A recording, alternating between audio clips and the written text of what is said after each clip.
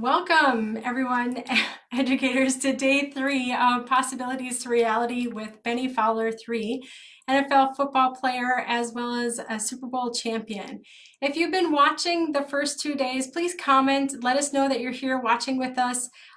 Or let us know too if you've been watching day 1 or day 2 what your takeaways are. I know that I have a page of notes here, Bennie, so thank you for sharing so much good information. If you missed day 2, no worries, you can go back into the group and you can watch it. But my recaps was really just the importance of saying I am enough to myself every single day and making sure that we're playing life to win and not playing it to lose, and just being really mindful of that. I liked, Bennie, when you had talked about we have to really reframe a failure and that it's important to step in and make sure that we're interrupting those thought processes or those beliefs that come into play. And let's see, what else do I have with my notes? We're all winning a lot more than we're losing, and that is true when I think about that. And so the importance of that win list and doing that win list every day or as often as possible is probably important to keep that into perspective. And then rate your day activity is very powerful as well. So thank you so much, Bennie, for sharing those tools, and I can't wait to hear what you have today. If you're here watching, feel free to post any comments or ask any questions during the live feed. I will make sure that I'm trying to watch them and that we can answer those questions here tonight while you're here with us. So thank you so much, Bennie, for being here. Yeah, thank you for having me. That just sparked a couple different things that just came up into my mind, especially when it comes to limiting beliefs and things of that nature in terms of, reframing certain things. But if you're working with a limiting belief, Tony Robbins actually does a thing where it's called a tabletop method. And you write the limiting belief on a tabletop, and then you have the legs that actually support that limiting belief. And you ask yourself, is it true? So if you do have a limiting belief, ask yourself, is this really true?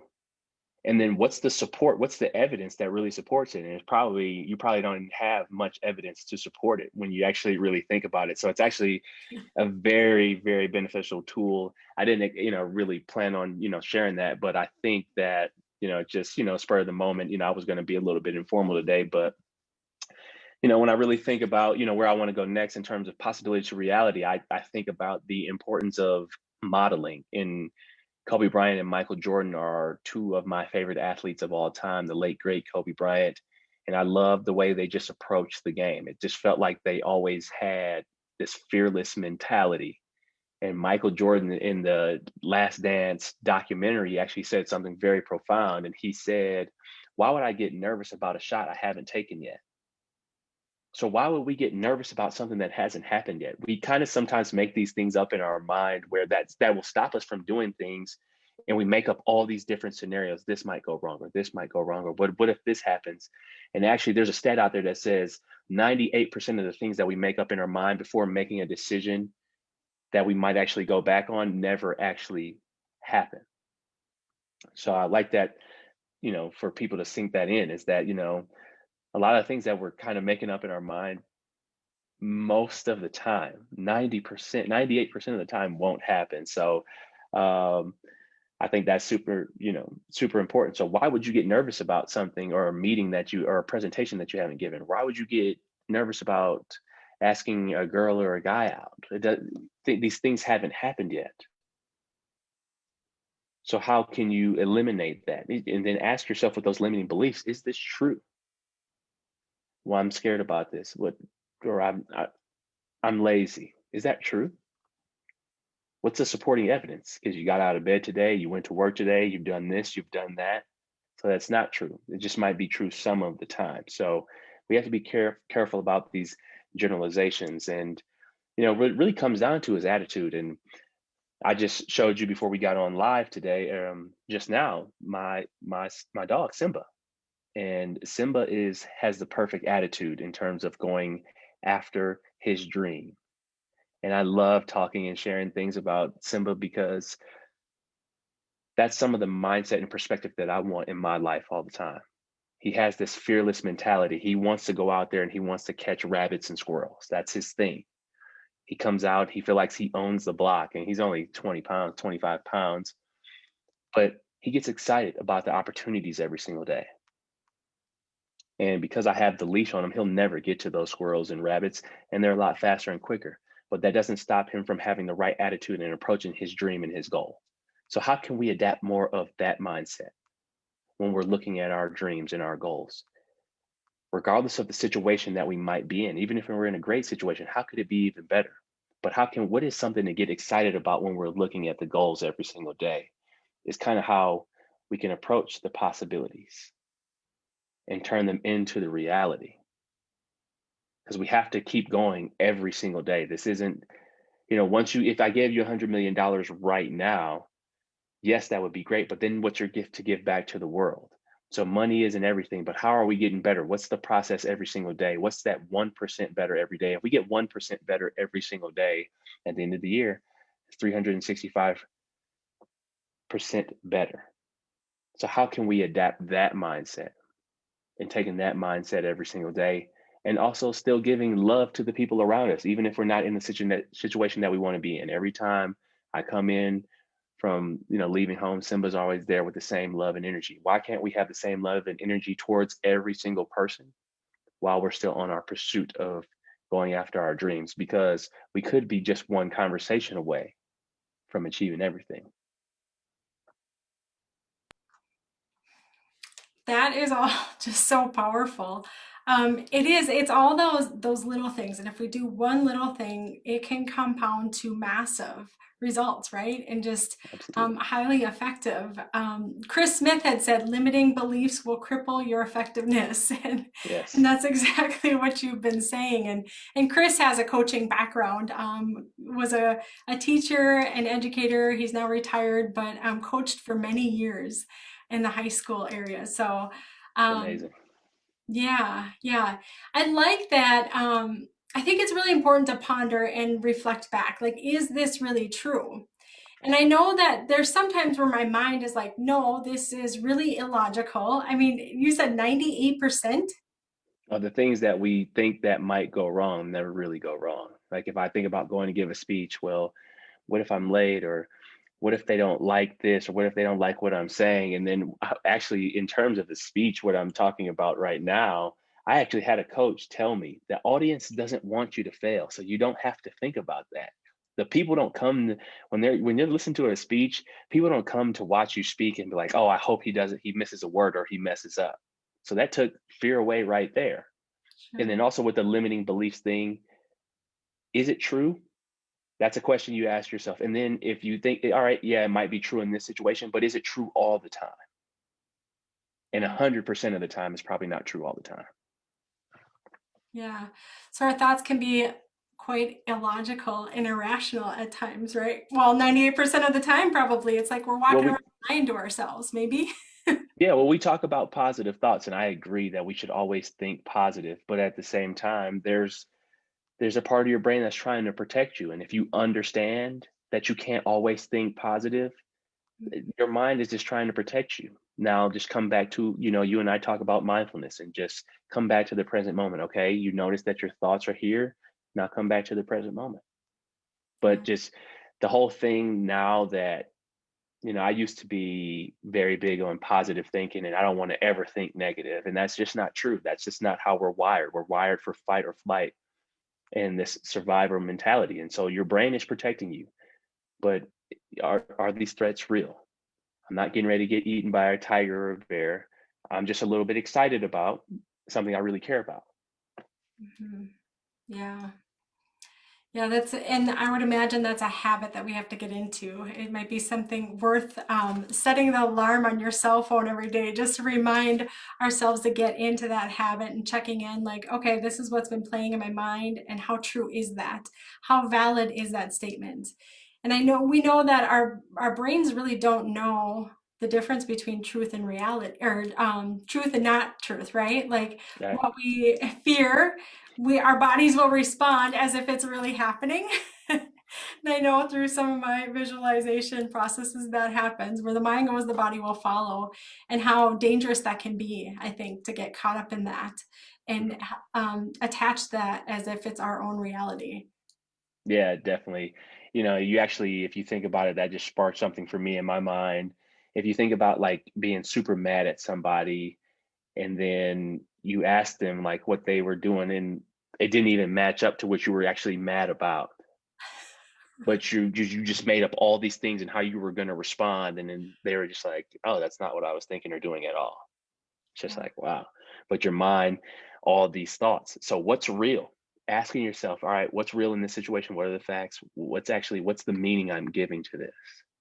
Is Mhm. this serving me? And it's a yes, I'm talking about this is a lot easier said than done, but this is a process. This is something that you work on mindfully every single day. And it's not, we're all human beings at the end of the day. We're not human doings. We're human beings. So I'm not a perfect person. It's not like I don't get mad or upset, but you know, there are certain ways and techniques that you teach that can help people align.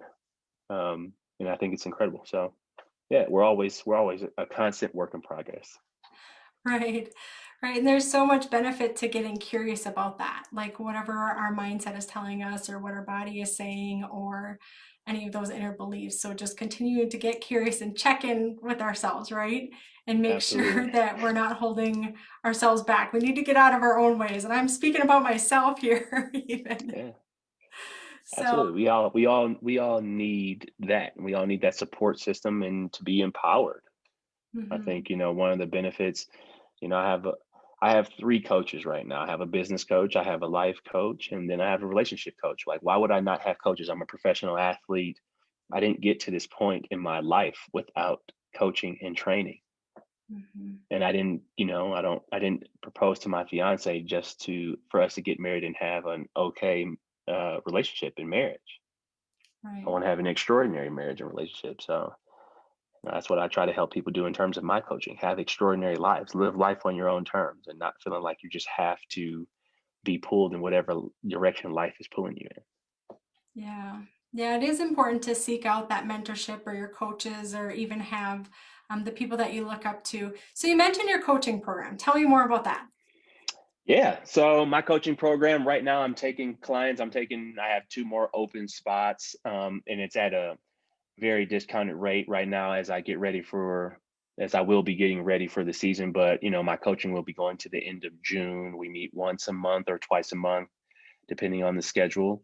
And I got two open spots right now at a very discounted rate. So anybody can reach out to me via Facebook or LinkedIn in terms of coaching. And then I will share my online course, which is some of the mindset things I've talked about and more tools in terms of mindset that I just do at $10 a month because I want it's not about the money, it's more about the impact. But when you put some money into something, that's when you'll show up and you'll use it to your advantage and to the best of your ability. So I'll share that link with you as well. That's wonderful. And that what a great price. So thank you so much for offering that out here to any educator that feels like they would benefit from a coach. Chris Smith has a question. Mhm. He is asking, when you go out for a pass, what is your mindset as you approach your route? uh, it really depends on the route. It really depends on the route. But I tell myself, what do I do better than anything? What do I do better than anyone on the field? And I win at the line of scrimmage. So I win at the beginning of the play. That is the thing that separates me from any of the other receivers. I don't care any other defender. So that's my mindset. What do I do better? I do better at getting open. So I think about more of the process. I don't actually think about catching the ball. I think about getting open and getting to the spot to where the quarterback can see me. Okay. So can I ask you another question then based on your answer? Yeah. So for me, if I were to think I'm the best at something, I would actually feel like I have a very inflated ego. So what would you advise people to get past? Because I think what you're saying and your answer is really healthy, to Mhm. believe in yourself at that level. But I think many of us in society, we've been taught that now we're arrogant or that's egotistical to think that and believe that much in ourselves. So what Do advice do you, you have for us? is that true? Good. That's a good one. Yeah. And to Yeah. be honest, like you have to have a little bit of ego to be successful. All successful people have it. So Mhm. what's the real purpose? What's the real goal in your life or whatever you're going towards and for you to feel like that? If you want to have a thriving, successful business, you have to have a little bit of an ego. All successful business people do. Michael Jordan has an ego. Kobe Bryant has an ego. Serena Williams has an ego. Yeah. Hillary Clinton has an ego. Michelle Obama, all these incredible people. Joe Biden has an ego. They're successful people. Successful people have a little bit of ego. They're not arrogant people. They believe in who they are, though. Mm-hmm. So why would I not believe I'm getting ready to play in front of 100,000 people? If I don't have an ego, then the guy across from me who does is going to win. Right. Well, you And then certainly got there because you believe in yourself. you have to believe in yourself. But yeah, I mean, you have to have a little bit of an ego. I mean, I'm playing a game where I'm in front of millions of people. So the ego is on the line. Yeah. And sometimes it hurts and sometimes it doesn't. But in the end, ego is a really good thing and it's a very powerful thing to have and adopt and embrace and be Mhm. okay that we have that belief in ourselves. Yeah, I mean, if I didn't have, if you know, I think about some of the greatest players that I've played with, a guy like Peyton Manning, yeah, he had an ego. Of course, it wasn't bad though. It's not like he would walk by people and make them pick up after him and do this and that. He wasn't that type of guy, but he had a little bit of an ego because he was confident in his abilities and what he can do. What does he do better than anybody else? What do you do that's better than anybody else? And that's not a knock. That's not an ego thing. I mean, that's what separates you. That's what makes you great. That's your talents. That's what God has blessed you with. Yeah. Yeah. Oh, if we could just instill that into educators all around the world and even the kids, instill that belief into kids. And Chris Smith had made a comment about that too. Um, if we can get them to work at what they're, or focus on what they're best at and really just be proud of that and be able to share that out with the world, I just think that we'd be in a much better place than where we are right now with some of the mental health issues and the way that's on the rise. So, Yeah, okay, so you definitely. said, oh, sorry, go ahead.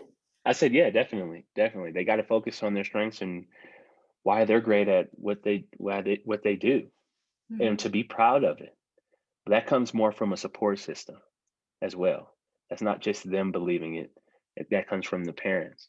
My parents instilled that. My mom instilled that in me, like from Okay. an early age. Like, well, mom, I don't know if I can do that. What do you mean you don't know? You haven't even tried. Yeah, it's very Comes down powerful. to it comes down to what you really want. Hmm. If you really want something bad enough, you have no choice but to believe in yourself. I actually wrote down in my journal today the quote, the writing prompt today was, I forgot who the quote was by, but he said it starts, if you want to achieve something, it starts with believing in yourself and you're already halfway there. Yeah. Yes, I've heard that one too. And it is so true. It is about just well having that vision, that possibility that you talked about on day one, connecting to that. Just and I think you talked about that on day two maybe, and Mhm. then believing that you can, it's possible, and that you can achieve it. And it is just by taking that one simple small step, 1% every day at the end of the year. What'd you say, 365%? This was impossible Yeah. 10 years ago. This was what we're doing right now on Zoom was impossible. Yes. So I'll leave that right there. So go for it. All right. So if anyone wants to connect with Bennie further, if you appreciated what he had to say, I know I did. Thank you so much, Bennie, for your time. You can reach out to him connect with him directly on Facebook. I'm tired. Sorry about that. Connect with him No worries. directly on Facebook, or you can reach out to him LinkedIn. He does have a couple coaching spots available, or the $10 program. And you can, oh, we have one more question. You can connect with him on that. Let's see. Can I ask you one more question, Bennie? Yeah. Okay. How can we okay, Iman asks, how can we differentiate between ego and belief? Is there a middle line? I grew up constantly reminded that ego isn't good because it starts greed and is the opposite of humbleness. Mhm. I mean, that comes down to a self-awareness thing. So there's like a class of experience. Is this good for you? Is this good for others? Are you giving back? So that comes down to the human needs, and that's one of the things that I work on with my clients. Is that if it meets all your needs, you have to have it has to meet some of your needs, But if you're giving back and you're serving other people, it goes hand in hand. Yeah. So, if you think about, I don't know, what's a good example? Or the reason why I got into coaching. Like when I first met my coach, it was all about me, me, me. My coaching program, I wanted to sell my online course for $1,000, a course that I'm selling for $10 right now. It was just all about how much money I could make. That's not, but it's not, that's not going to get me what I want. And now I come from a place of I want to fill a basketball arena with million or not millions of people, but at least 25,000 people with my own live event. So that's the place I come from now. So I do things like this, speaking with you, making connections. I put myself out there, and in terms of in terms of my comfort zone, in terms of speaking in front of people, making connections, and I made my course $10 because I wanted to reach millions of people. But I still have to have a little bit of an ego to think that I can put something out there that I think can make or change the lives of different people. If I Yeah. didn't believe in myself, then I wouldn't even put it out. Yeah. But as long as you're not being selfish, there are selfish people, but that's what makes the world the world. I mean, that's what makes life life. But that comes down to an awareness thing. Is this good for me and other people? It's a question you can ask yourself. If it's Mhm. only good for you, then that's where the ego becomes arrogant. And is it true? No. Yeah, and ask yourself, is this true? Like, is it just really just all about me, or am I giving back as well? Yeah. Yeah. So it's really the belief that what you have is to serve others. And I hear you saying it's healthy to have that belief system, and that really solid belief system is what I'm saying, where it's like deeply ingrained in us. Um, and it's still, as long as we're serving that's what helps it stay humble, and that's where it keeps from staying arrogant. And you're not saying that you're the best at all, you're just saying what I have to offer is something that's really going to help you, and so therefore you believe in yourself well enough and what you have to offer that you put it out there so that people can access it. No, I do believe that I'm the best. I don't think I'm the only one though. Yeah. I think that if you're doing something significant and something important enough, you have to have that feeling of the best. You don't get into anything, or you don't get to be a professional athlete if you never think that, or that you never have that idea. Now, you may never ever get to what everybody calls the best. Like, I don't even know what that even means. Like, Right. anytime somebody says that they're the best, that's all an opinion. They say Michael Jordan's the best or LeBron's the best. No, that's an opinion. No, no, only the stats would say that. And the stats don't even say that. So it's all an opinion. But no, I mean, one of my teammates, when I first actually got into the NFL, said, like, if you're not even out here to try to be the best, then what are you out here for? You don't try to be average. So what you have going on, inner matter, that's the best. You should think that it's the best. I think my coaching program is the best. It's not the only one, though. I don't think that people should just only come to me. I think there are millions of people who can help who are in the coaching space who are the best too. The best doesn't just mean just one person, but you should always try to be the best version of yourself. You have to try to be the best. Yeah.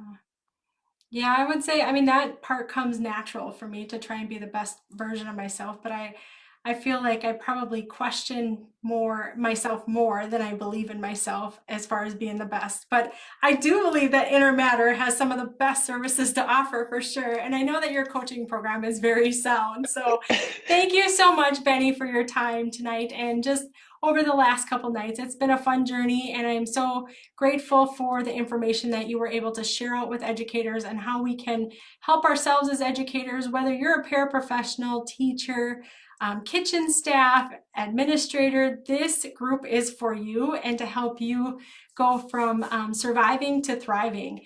And I love to bring in speakers like Benny and offer different mindsets and perspectives and how we can help us help ourselves so that we can be the best that we can be for our kids today. So thank you again for your time. I really appreciate it. Thank you. I appreciate you. Thank you.